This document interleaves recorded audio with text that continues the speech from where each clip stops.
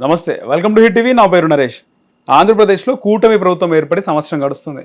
ఈ సంవత్సరంలో కూటమి ప్రభుత్వం ఏదైతే హామీలు ఇచ్చిందో ఆ హామీల అమలు ఏ విధంగా అవుతుంది, అసలు 1 year పరిపాలన ఏ విధంగా ఉంది, ముఖ్యమంత్రిగా ఉప ముఖ్యమంత్రిగా చంద్రబాబు నాయుడు, పవన్ కళ్యాణ్ పనితీరు ఏ విధంగా ఉంది తెలుసుకుందాం. మనతో పాటు పొలిటికల్ అనలిస్ట్ కేఎస్ ప్రసాద్ గారు ఉన్నారు, మాట్లాడదాం. సార్ నమస్తే. సార్ నమస్తే అండి.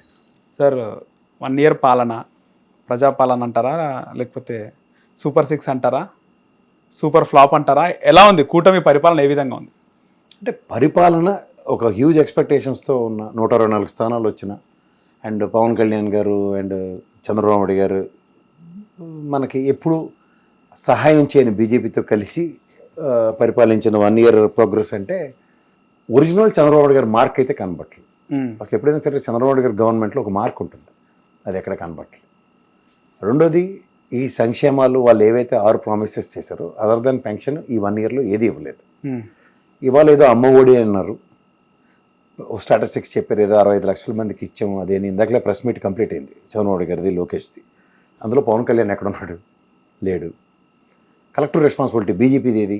లేదు. ఎందుకంటే ఆ రోజు మేనిఫెస్టో బీజేపీ ఎప్పుడైతే ముట్టుకోలేదో వీళ్ళు ఏం చేసినా మాకు సంబంధం లేదు, బాధ్యత లేదని యాజ్ యూజువల్ నెరేషన్ని మనకి జస్టిఫై చేశారు. ఇక్కడ పవన్ కళ్యాణ్ గారిది వీళ్ళిద్దరిని అనుసంధానించిన దానికి నాకు సంబంధం లేదని నానుడితోనే ఆయన ఇవాళ ప్రెస్ మీట్లో లేడు. ఇంక వచ్చేసరికల్లా గతంలో అయితే ఆయన బటన్ నొక్కితే ఏదో పడ్డాయి అన్నది ఇది ఉంది.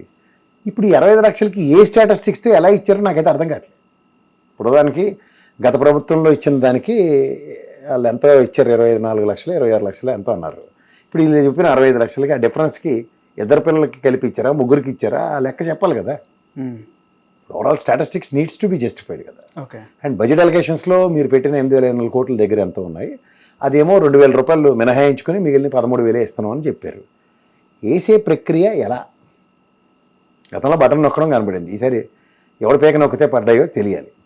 ఇవి 20,000 రూపాయలు రైతులకు రావాలి. నాకు తెలిసి కేంద్ర ప్రభుత్వం 2 విడతలుగా ఖరీఫ్ రబీ సీజన్లకి డబ్బులు ఇచ్చింది, మీరు సంవత్సరం పాటు వెయ్యలేదు. కానీ రాష్ట్రానికి డబ్బులు అయితే వచ్చాయి. ఇంకా మిగిలిన ఏమున్నాయి? ఉచిత బస్సు అన్నారు, ఏదో ఆగస్టు 15 అని మీరే చెప్పారు. 18,000 రూపాయలు ఆడపిల్లలకు ఒక్కొక్కడికి సంవత్సరానికి 15,000 చెప్పున్నారు, దిక్కు దివానం లేదు. నిరుద్యోగ భృతి అన్నారు, దిక్కు లేదు. రెండోది, పోనీ మీకు అధికారం రాగానే మీరు నీరు చెట్టు డబ్బులు ఎలా బిల్లులు శాంక్షన్ చేసుకున్నారు? నిరుద్యోగ భృతి లాస్ట్ 3 నెలలు ఇచ్చారు కదా, గత 5 సంవత్సరాలు జగన్మోహన్ రెడ్డి ఇవ్వలే. 5 సంవత్సరాలది ఇప్పుడుది కలిపి బ్యాక్లాగ్లు ఇస్తే, ఎందుకంటే మీరు పెన్షన్ అలాగే బ్యాక్లాగ్లు కలిపి ఇచ్చారు కదా. సో అట్లా ఏదైనా ఎక్స్పెక్టేషన్స్ పెరగడానికి ఒక ఛాన్స్ ఉంటుంది. ఇంకా మిగిలింది ఏముంది సార్? వాళ్ళు 143 హామీలు ఏవో విభిన్నంగా ఇచ్చారు. అది కాక బీసీలకి ఎస్సీలకి వాళ్ళకి 40 సంవత్సరాలు దాటిపోయి 50 సంవత్సరాలు దాటిన వాళ్ళందరికీ పెన్షన్లు ఇస్తూ ఉన్నారు. ఏవి? దాని ప్రణాళిక ఏది, కార్యాచరణ ఏది, బడ్జెట్ అలొకేషన్స్ ఏవి? ఇవి ఎప్పుడైతే లేవో, ఉదాహరణకి మీరు గ్యాస్ సిలిండర్లు 3 అన్నారు, గత సంవత్సరం కంప్లీట్ చేశారు, వాళ్ళకి 1 సిలిండర్ ఇచ్చారు. 3 సిలిండర్ల దగ్గర 2 సిలిండర్లు, సభకు నమస్కారం. ఇంకా 45 రోజులకే డబ్బులు పడతాయి అన్న దగ్గర 90 రోజులకు కూడా పడిన వాళ్ళు చాలా ఉన్నారు. సో ఓవరాల్గా సక్సెసా ఫెయిల్యూరా ఇది ఒక ఎత్తు. సంపద సృష్టిస్తూ ఉన్నారు, డబ్బులు ఎలా వస్తాయో మీకే తెలియదు అన్నారు. ట్రూ అప్ ఛార్జీలు 18,500 కోట్లు బాధేశారు ప్రజల మీద. ఇబ్బడి ముప్పడిగా కరెంట్ ఛార్జీలు కట్టలేక నిస్సహాయ స్థితిలో ప్రజలు ఉన్నారు. ఇది కాక లా అండ్ ఆర్డర్ అంటారా, చెప్పక్కర్లే. ఈ అనంతపురం మీరు మహానాడు జరిగినప్పుడు కూడా 4 సంవత్సరాల బాలికకి మానభంగం చేసి తుప్పల్లో పడి చంపేసిన దిక్కు దివ్వలేదు. ముచ్చిమర్రి అమ్మాయి ఇప్పటికి దొరకలేదు, ఇంటర్మీడియట్ అమ్మాయి తగలబెట్టేసిన దిక్కు లేదు. అక్కడ అనంతపూర్లో ఒక పాప మీద 9 సంవత్సరాలు అభాసమ్మతి తెలియని వాళ్ళ మీద 14 మంది మానభంగం చేస్తే ఎంతవరకు వెళ్తుందో క్లియర్గా తెలుస్తున్నాయి. అవన్నీ చూస్తున్నా సరే ప్రాస్పర్ అన్నది కనపడట్లేదు. ఇప్పుడు ఇండస్ట్రియలైజేషన్ అంటే ఈ రోజు దాకా గత ప్రభుత్వం నిర్వహించిన కార్యకలాపాల గ్రీన్కో ఏదో కర్నూలులో పెట్టింది, శంకుస్థాపన జనవరిలో చేసింది. యాజ్ యూజువల్గా ఎప్పుడూ మొండి చేసి చూపించే బీజేపీ మీ ప్రభుత్వం రాగానే వచ్చి మళ్ళీ శంకుస్థాపనలు చేసే పోయారు. కొత్త ఇండస్ట్రియల్ కారిడార్, ఇండస్ట్రియల్ సెక్టర్స్ ఎక్కడి నుంచి వచ్చాయి?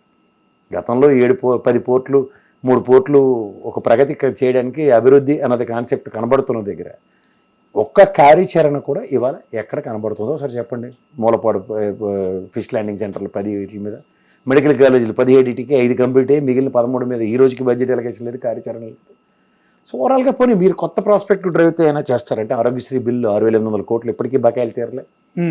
విద్యా, వైద్య, ఆరోగ్యమే 3 ప్రాతిపదిక మీద ప్రభుత్వ ప్రజాస్వామ్యంలో ప్రజల చేత ప్రజల వల్ల ప్రజల కొరకు ఎన్నుకోబడిన ప్రభుత్వాలు ఉన్న దగ్గర మీరు విద్య ఈ రోజు దాకా ఫస్ట్ ఇయర్ ఇంగ్లీష్ మీడియం తీసి అన్సర్టనిటీ, నిన్న రీవాల్యూషన్లో 66,000 మంది అప్లై చేస్తే 11,000 మంది పాస్ అయిన దగ్గర విద్యా వ్యవస్థ ఏ విధంగా పనిచేస్తుందో కొట్టొచ్చినట్టు కనబడుతుంది. డిఎస్సి నిర్వహణ ఏం జరుగుతుందో ఇంకా తేటతెల్లం కాలే. ఓకే. ఓ పక్కన టీచర్లు 10% ఉంటేనే రిక్రూట్ చేయాలని దగ్గర 13% వ్యాక్యూమ్ కనబడుతుంటే డిఎస్సి దిక్కులేదు. నిన్న ఉపాధ్యాయులు వెబ్ దగ్గర ట్రాన్స్ఫర్లు కాకుండా మాన్యువల్గా చేయడానికి ఇటు తాసర్లు ఇవాళ స్కూల్ తెల్లారులేస్తే తెలిస్తే కూడా దాన్ని అన్సర్టనిటీకి ఎయిర్ క్లియర్ అవ్వలేదు. సో మీరు అన్నట్టు ఇండస్ట్రియలైజేషన్ జరగక, సంపద సృష్టించే మార్గాలు లేక, ఓ పక్క రాష్ట్ర ఆదాయాలు జిఎస్డిపి జీడిపి మెజరబుల్గా ప్యాథటిక్గా పడిపోయి జిఎస్టీ కలెక్షన్స్లో అసలు 2000 మైనస్ పరిగెడుతుంది. ఇవన్నీ కూడా మీరు స్టాటిస్టిక్స్ వైజ్గా చూసుకుంటే 33 రాష్ట్రాలు కేంద్రపాలిత ప్రాంతాల దగ్గర మన తర్వాత లడాక్ మాత్రం ఉంది, మనం 32వ స్థానంలో ఉన్నాం. సో ఇవన్నీ ప్రాస్పెక్టివ్ డ్రైవ్ అన్న దగ్గర ఎక్కడైనా ఆంధ్రప్రదేశ్ ప్రభుత్వం నుంచి ఇది గణనీయంగా పెరిగింది, ఇది గణనీయంగా వచ్చింది, ఇది గణనీయంగా ఇది చేసేవానికి సగర్వంగా చెప్పిన ఉదంతం ఏదో నాకైతే కనబట్టలేదు ఇప్పటిదాకా. పెన్షన్స్ అన్నవి కంటిన్యూస్గా ఎప్పుడో రామారావు గారు డబ్బులు పెంచిన కానించి, రామారావు గారు ప్రవేశపెట్టిన కానించి, రాజశేఖర రెడ్డి గారు పెంచడం చూసాం, మీరు ఎలక్షన్స్ ముందు పెంచడం చూసాం, తర్వాత జగన్మోహన్ రెడ్డి విడతల వారీగా పెంచడం చూసాం, తర్వాత మీరు ఒకేసారి 1000 రూపాయలు పెంచి ఇవ్వడం చూస్తున్నాం. That is an ongoing program which was taking place from years together to uplift the poor segment. Okay. So దాన్ని గురించి దాన్ని అభివృద్ధి లేదా మేము చేసిన సంక్షేమం అంటే నేను చెప్పలేను దాన్ని. సో ఆన్ గోయింగ్ ప్రాజెక్ట్స్ని మీరు కంటిన్యూ చేసి ఉంటే అట్లీస్ట్ అమ్మఒడి సంవత్సరం పాటు ఇవ్వలేదు, రైతులది ఇవ్వలేదు, ఇవి మాట్లాడుతూ ఎంతకైనా కాలక్షేపం చేస్తాం. సో మొత్తానికి పరిపాలన 1 yearలో ఏం సాధించలేదు, ఏం చేయలేదు అంటారు. బేసిక్స్ ఇవే కదా సార్, విద్య వైద్య ఆరోగ్యంలో. ఇప్పుడు విద్య అశ్రద్ధ చేయబడింది. నాడు నేడు స్కూల్తో గత 30,000 పైచీలకి స్కూళ్ళు రీవ్యాంప్ చేసిన తర్వాత వీళ్ళు మిగిలిన స్కూల్స్కి ఈ కార్యాచరణ మన బడ్జెట్ అలొకేషన్స్ కనబడాలి కదా. అలాగే ఆరోగ్యం ప్రాథమికంగా అన్నప్పుడు 6,800 కోట్లు ఆరోగ్యశ్రీయే ప్రజల పరిరక్షణ కోసం ఉంది, ఎత్తేస్తుంటే ఏం చేయాలా? పోనీ డబ్బులు లేవంటే 1,60,000 కోట్ల పైచీలకు అప్పులు చేసి కూర్చుని ఉన్నారు. పోనీ మీరు అన్నట్టు అమరావతి గతంలో రాష్ట్రానికి రాజధాని లేదన్నది చాలా బాగా చెప్పారు, శభాష్. కానీ తీరా చూస్తే ఇవాళ మీరు వచ్చిన సంవత్సరం పాటు కూడా కేంద్ర ప్రభుత్వం నుంచి గజిట్ తేలేకపోతున్నారు కదా శాశ్వత రాజధాని అమరావతి అని. అన్నట్టే కదా ఇవాళకి కూడా. పైపు వచ్చి దాన్ని అమరావతికి పరుగులు పెట్టించేస్తామని చెప్పి అప్పులు 31,000 కోట్ల దగ్గర వరల్డ్ బ్యాంక్ త్రూగా కానీ, హడ్కో బ్యాంకులు కానీ, లేకపోతే జర్మన్ కొలాబరేషన్స్తో కానీ మీరు తీసుకొచ్చిన 31,000 కోట్లలో 39 కోట్లు అలొకేట్ చేసి కంపలు కొట్టించడం తప్ప ఇంకేం కనపడుతుంది? నీళ్లు దొరుకుతున్నారు. కార్యాచరణ ఇది. ఓకే. మీరు చెప్పిన సంపద సృష్టిలో సచివాలయం కడితే సంపద ఎక్కడి నుంచి వస్తుంది? హైకోర్టు భవనాలు కడితే ఎక్కడి నుంచి సంపద వస్తుంది? అలా హైకోర్టు న్యాయమూర్తులకి వసతి గృహాలు ఇస్తే ఎక్కడి నుంచి సంపద వస్తుంది? మళ్ళీ ఏం కట్టారు అంటారు కదా సార్, సంవత్సరంలో మీరు ఏం కట్టారు, మీ పరిపాలనలో ఏం కట్టినారు అని అడుగుతారు కదా తర్వాత. నేను అంటుంది అదేనండి, గతంలో పరిపాలనలో 5 సంవత్సరాల్లో మనకు ఒక సచివాలయం, మనకు ఒక సెక్రటరియట్, అసెంబ్లీ భవనం అండ్ హైకోర్టు కట్టించారు. కానీ వాళ్ళే అది తాత్కాలికం అని చెప్పి మేము ఇంకా అంతకన్నా తాజ్మహల్ కడతా ఉంటే నేనేం చేస్తాను సార్? మీరు చెప్పండి. ఇప్పుడు మనకి తెలంగాణలో సచివాలయం పూర్తిగా ఎరగొట్టి కట్టిదాకా ఎక్కడెక్కడో బిక్కు ఆడుకుని సచివాలయ వ్యవస్థ పనిచేసిందే లేదా? Functioning cannot be deviated. దానికి ఒక భవనం, ఒక పెద్ద భవనం ఉంటేనే సచివాలయం అంటే అడగాలి. ఇక్కడ రాత్రి మనం గవర్నర్ చేసిన దాష్టికానికి మనం తట్టబట్ట సర్దుకుని రాత్రి ఇక్కడి నుంచి ఆంధ్రప్రదేశ్ అమరావతికి వెళ్ళిపోయాం. ఆ రోజు ఏమైనా ఫంక్షనింగ్ ఆగిందా? సచివాలయం తాత్కాలికంగా వీళ్ళు చెప్పిన భవనం కట్టిదాకా. ఓకే. అవన్నీ సచివాలయం బిల్డింగులతో అభివృద్ధి అంటే ఎవరేం చెప్తారు దానికి?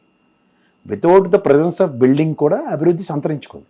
కానీ దాన్ని ప్రాస్పెక్టివ్ డ్రైవ్లోకి ఎలా తీసుకెళ్తారంటే మీరు బిల్డింగ్లే కడతా ఉంటే మేము చేయాలి దానికి? కొత్త ఇండస్ట్రియలైజేషన్, కొత్త ఇండస్ట్రియల్ పాలసీలు ఏవి? ఏమనంటే వర్షాలాంటి దాంతో నేను ఏమనంటే రాజీనామాలు చేస్తాం, ఇవి కాదు కదా మాకు కావాల్సింది. టీసీఎస్ దానికి ల్యాండ్ అలొకేట్ చేస్తే కనీసం కృతజ్ఞతలు కూడా చెప్పలేదు. ఈ ల్యాండ్ అలొకేషన్స్తో అవుట్కమ్ అంటే ఏపీ 4 లక్షల పైచీలకి ఎకరాలు ల్యాండ్ అలొకేట్ చేసి ఉంచారు. గతంలో రుషికొండ పక్కన ఇంకో 2 కొండలు కూడా